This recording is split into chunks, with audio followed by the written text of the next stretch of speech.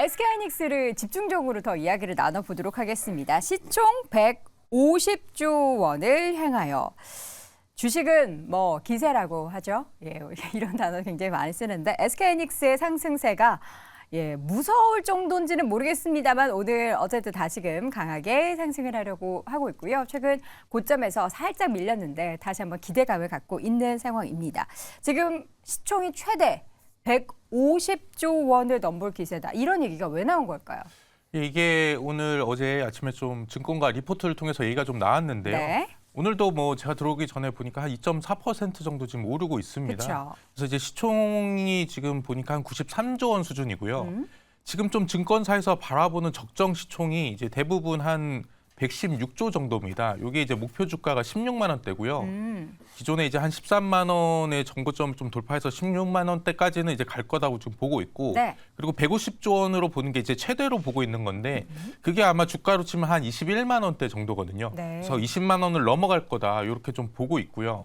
결론적으로 이렇게 좀 보고 있는 이유가 SK 하이닉스 아까도 얘기했지만 엔비디아뿐만 아니라 이제 AMD도 이제 AI 칩도 내놓고 있기 때문에 신규 고객 확보가 좀 나올 거라는 좀 얘기가 나오고 있습니다. 그래서 이런 HBM뿐만 아니라 고용용 서버 메모리 모듈도 요즘 뭐 한참 잘 팔리고 있고, 그래서 고부가 스페셜티 메모리 매출 비중이 지금 굉장히 많이 올라가고 있거든요. 그래서 지금 보기에는 전년 대비 한 3배 정도 좀 증가할 것으로 예상되면서 결국은 이러면 이제 내년이나 내후년의 실적 추정치가 아마 한 단계 더 올라갈 것이다. 이렇게 그렇죠. 얘기가 나오면서 아마 지금의 목표 주가 16만 원대를 넘어서 결국 20만 원대까지 장기적으로 가지 않을 것이냐 이런 얘기가 지금 나오고 있습니다. 네. 자, 시총 150조. 우리가 뭐 상상하는 숫자는 더 높을 수도 있겠지만 일단은 이 숫자를 과연 언제 볼 수 있을지는 잘 모르겠죠. 근데 이 가운데 이제 SK하이닉스가 AI 관련한 바람을 타고 와서 가장 또 수혜를 보는 기업으로 워낙에 또 호평을 받았기 때문에 기대라고만 보기에는 좀 어려울 것 같습니다. 실질적으로 달성을 할 수 있지 않을까 싶은데 어떻게 아까 이제 SK하이닉스 얘기했으니까 네. 지금 가격에서 사는 거 어떻게 생각하세요? 12만 8,500원에 매수 버튼 가능하다? 네. 그러면은 얼마나 보고요? 중기적으로? 일단은 뭐 계속 올해 초부터 반복적으로 말씀드리고 있는 거는 네. 그래서 이번 반도체 상승 사이클이 어디로 갈 것이냐, 언제까지 갈 것이냐 이 부분에 우리는 주목해야 된다고 말씀을 드리고 있는데 네. 지금 여전히 이제 원래는 올해 초 기준으로 2024년 말 2025년 중순 요 정도 얘기가 나왔습니다. 그게 우리가 AI라고 하는 GPT라고 하는 HBM이라고 하는 새로운 제품이 등장하기 전에 전망이었고요. 오히려 지금은 이제 최근에 언급되고 있는 온디바이스 AI 이런 얘기까지 나오면서 무슨 얘기가 나오고 있냐? 그래서 우리가 비트그로스라고 하는 요 메모리 총 데이터 총량이 늘어나는 요 사이클이 더 길어질 수 있다라는 얘기가 나오고 있죠. 이렇게 되면은 반도체 사이클이 다시 한번 25년을 넘어 26년, 27년까지도 전망치를 수정할 수 있는 부분이고, 그런 부분에서 반도체 상승 사이클의 이게 지속성이 확인되고 있는 지금 상황에서는 지금이라도 올라타는 게 맞다. 이렇게 말씀을 드릴 수 있을 것 같습니다. 네. 자, 지금 담아도 된다라고 해서 여러분 혹시 지금 매수 버튼 바로 누르신 건 아니죠? 끝까지 이야기를 다 들으시고 네 분의 의견을 좀 총합해서 결정을 해주셨으면 좋겠고요. 뭐 SK하이닉스가니까 SK에 관련한 소부장들이 함께 좀 이렇게 올라가고는 있나요? 오늘은 오늘 다 전체적으로 좋으니까. 장 초반에 상승을 했다가 네. 약간 밀리고 있는 추세이죠. 워낙에 지금까지 단기간에 올라서일까요? 단기간에 최근에 조정을 받은 이후에 하루 이틀 지금 반등을 주고 있는 과정에서 흐름이고요. 네. 제가 판단할 때는 이제 반도체 관련주들이 움직이게 되면 전기전자 업종도 같이 흐름이 진행이 되거든요. 그래서 오히려 지금 투자처에서의 종목 선정을 하신다라고 한다면 반도체 섹터에 있는 종목들보다는 전기전자 섹터에 있는 종목들로의 종목 포트폴리오 변경을 하시는 게 더 오히려 유효한 시점이라고 볼 수 있습니다. 그래요? 전기전자 내에서는 뭐 삼성전기를 비롯해서 그 PCB 단에서는 뭐 대덕전자, 코리아 서키트, 이수페타시스, 그리고 OLED 관련 중에서 덕산네오룩스, 이러한 종목들은 지금 현재 흐름이 전환되는 지점에서의 상황이거든요. 그래서 오늘 장 전체적으로 반도체 관련 소부장이라든가 반도체 관련주들에 대한 이슈가 부각이 되고 집중이 되고 있는 상황이지만 지금 따라잡는 것보다는 오히려 다음 종목으로 순환이 되는 과정에서의 전기전자 업종에 대한 관심을 가져보는 게 또 어떨까? 반도체 소부장은 잠시 더 지켜보는 관점으로 대응할 필요가 있다. 이렇게 판단하죠. 그러면 그 다음 주자는 어디가 될까요? 전기전자 내에서 최근 흐름이 가장 좋은 게 삼성전기입니다. 그리고 삼성전기 아랫단에 있는 PCB 업체들은 아까 말씀드렸던 대덕전자나 코리아 서킷 같은 종목들이 흐름이 나아지겠죠. 네. 그래서 전체적으로 국내 시장에서의 그 주시장에서 흐름들을 보게 되면 반도체가 먼저 끌어주고요. 그리고 나서 기관이 선호하는 전기전자 업종들에 대한 투자가 이루어집니다. 반도체 업종은 주로 외국인 투자자들이 선호하는 종목들이거든요. 물론 소부장단은 아니겠지만 네네. 외국인들이 지수를 끌어주고 지수가 끌어지고 나서 시장이 안정화되면 이제 투자 심리가 살아납니다. 아, 지수가 이제 더 이상 빠지지 않겠구나. 주식을 사도 되겠구나. 라고 한다라면 기관들이 매수가 들어오고 기관은 주로 옐로 칩성 종목들에 대해서 투자를 하기 때문에 삼성전기나 기타 전기전자 업종에 대해서 투자가 진행이 되고요. 이러한 과정에서 전기전자로의 흐름이 이전되는 과정에서의 그 맥락이 만들어지기 때문에 네. 지금 투자는 반도체에 집중하기보다는 전기전자로 한 단계 앞서가는 흐름으로의 투자 관점이 필요한 시점이죠. 네. 두 개 다 겹쳐진 거 없어요, 혹시? 온디바이스랑 HBM이랑 지금 다 오르는데 네. 종목 고를 때 요거 한 종목 사도 되지만 양다리 걸치고 그러니까 연애에서 양다리는 절대 하지 말아야 돼. 정말 안 좋은 거지만 산업에서 양다리 잘하고 있는 기업 혹시 없어요? 지금 구간에서는 뭐 삼성전자가 그 종목인데 아까도 언급했던 종목이니까 의미가 없고 그쵸.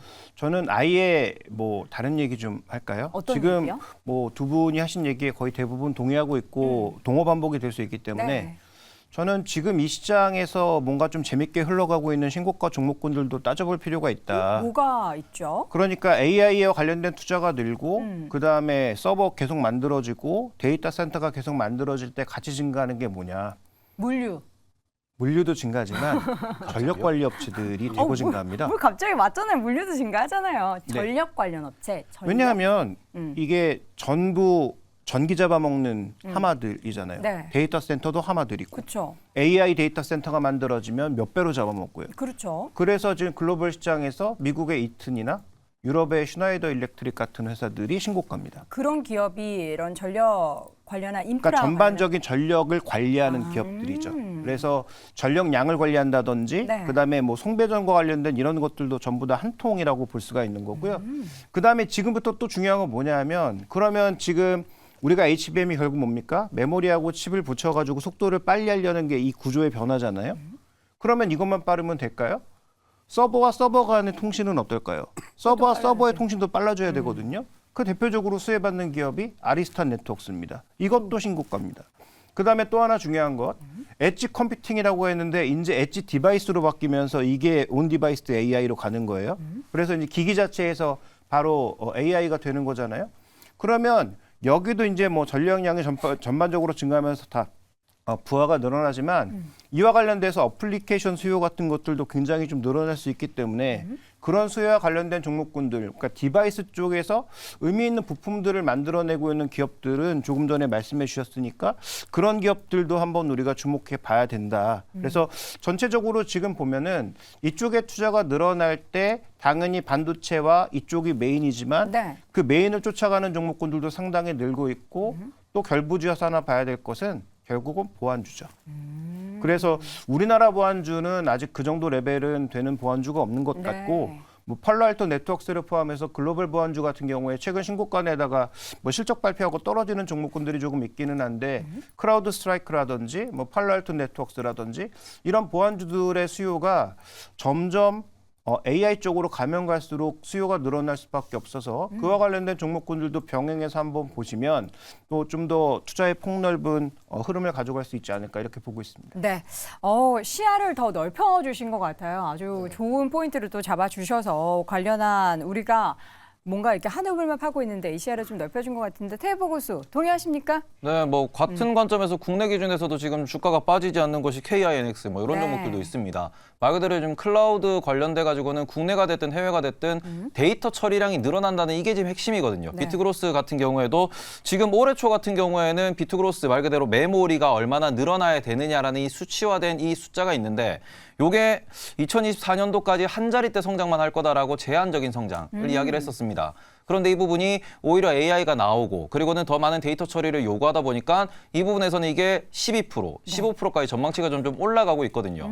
그러면은 이런 많은 데이터들을 처리해야 된다. 그 과정에 새로운 산업에 있어가지고 많은 뭔가 돈의 흐름이 나올 수밖에 없죠. 그러니까 이런 부분에 있어가지고 클라우드, 보안, 그리고는 우리가 메모리를 만드는, 그리고는 아까도 말씀을 해주셨죠. 온 디바이스 AI에다가 그다음에는 우리가 뭐 AI도 좋고 뭐 여러 가지가 다 있는데 요거를 전반적으로 한꺼번에 하는 종목이 뭐가 있냐? 네. 라고 질문 주셨어요. 하나 있죠. 뭐요? TSMC요. 아니, 한국에는 없어요. 한국에? 한국에도 있는데 글로벌도 보셔야죠. 아니 글로벌은 이제 새벽에 하니까. 제가 우리는 TSMC를 이제 중요하게 국내. 말씀드린 이유가 뭐냐 그러면은 지금 그래서 TSMC 주가가 신고가를 쓰고 날아가냐 그러면은 아직 못 날아가요. 왜냐 그러면은 네. 생산 물량이 매우 제한적입니다. 말 그대로 TSMC가 우리가 AI 반도체라는 걸 만들어 줘야지만 HBM도 더 들어가는 거고 관련된 데이터 처리도 확실히 늘어나는 거고 그쪽이 지금 산업 변화의 핵심 진원지입니다. 네. 그쪽에서 숫자가 많이 나오고 매출이 잘 나오고 반도체를 많이 만들어야 AI가 더 빨리 발전을 하는 거기 때문에 지금 우리는 국내도 보셔야죠. 삼성전자가 이게 파운드리 해가지고 AMD랑 어느 정도의 실력을 나타내는지도 봐야 됩니다. 그런데 여기서도 핵심은 결국 TSMC의 증설 일정도 보시면서 접근을 하셔야 된다. 방금 이렇게 전에 말씀드리겠습니다. 우리 김종훈 교수가 보안주 얘기를 해줬잖아요. 그거 한참 뭐 들여다보고 계시더니. 네네네. 예. 왜냐하면 제가 그 미국의 보안주들이 최근에 굉장히 강했습니다. 네. 그래서 11월 중순부터 국내 보안주들에서 계속 그 추적하면서 관찰을 하고 있었거든요. 네. 너무 안 움직여서 한 1, 2주 전에 그냥 제꼈습니다. 그래서 안랩을 지금 보니까 최대 저항선이었던 7만 원 수준을 최근에 돌파하고 근데 새롭게 안랩은 그 이슈로 올라가는 거 아니잖아요. 뭐 정치 관련 이슈라고도 볼 수가 있겠는데요. 네. 아무튼 주가 흐름 측면에서 우리나라 보안주 중에서 안랩이 그렇지 않아도 대장주이다 보니까 이런 흐름들의 모습을 봐서는 보안주도 한번 체크하고 다음 시간에 한번 근데 김종현 교수님이 딱 그렇게 말씀을 해주셨잖아요. 네. 뭔가 잽이 안 된다. 근데 우리나라에서 안랩이 유일하게 네, 잽이 됩니까? 글로벌 ETF에 포함되어 있습니다. 그래요? 글로벌 핵이나 이런 쪽의 ETF에 우리나라에 유일하게 포함되어 있는 보안주는 안랩이 안랩밖에 유일합니다. 없습니다. V3 잘 쓰고 있습니다. 네. 무료 버전으로. 예. 그렇군요. 안랩이 이렇게 올라가는 거를 그러면 단순한 정치 테마주로만 볼 수는 없겠군요. 근데 정치 테마주로 보기엔 최근에 그분의 영향력이 뭐. 그래요? 조용하신가요? 네. 좀 그리고 활발한 또 활동. 하나 보면 네, 좋습니다. AI 반도체 같은 경우는 지금 가장 문제가 되는 게 발열 좀 이슈가 있거든요. 그렇죠. 그래서 이게 온디바이스를 만들어서 모바일에 쓰고 싶어도 이게 모바일에 열이 너무 많이 나오기 때문에 네. 바로 이제 모바일에 가기 어렵기 때문에 PC 쪽으로 먼저 좀 이식이 돼서 아마 이게 될 건데 그러다 보면 좀 발열 관련해가지고 아마 이슈가 나올 건데 그걸 좀 잡는 뭐 기술이라던가 이런 걸 좀 연구하는 업체들도 좀 관심을 가질 수 있을 것 같습니다. 뭐가 있어요? 그런 기업은? 이제 앞으로 나오겠죠. 그런 게 이제 나오고 조금씩 개발이 진행되고 있고 글로벌에서도 네. 좀 나오고 있기 때문에 맞아요. 아마 그 과정에서 아마 얘기가 좀 나오지 않을까 싶습니다. 정말 관련해서는 다양하게 무궁무진하게 산업별로 변화가 펼쳐질 거고요. 관련한 기업들은 또 새롭게 나타날 거기 때문에 지금 내가 저 종목 못 따라갔어. 지금 아무것도 가지고 있는 게 없는데 하는 그런 생각은 좀 차분하게 시장을 냉정히 바라보면서 기회가 분명히 옵니다. 여러분께도 그 기회가 오기 때문에 기다려주시고요. 다시 한번 네 분의 의견 정리해 드리겠습니다. 자, 먼저 김대중 고수의 의견. 이제 대장주가 가야 할 때다. 김종효 고수는 단기는 HBM, 중기는 비메모리다. 김민기 고수 AI는 이제부터 시작이다. 반도체 더 많이 필요할 거다. 테이버 고수 150조, 200조는 가야지 하고 사심을 가득 담았습니다. 자, 오늘 짤탑5 함께하고 있고요. 이어지는 3위 주제 확인해 보시죠.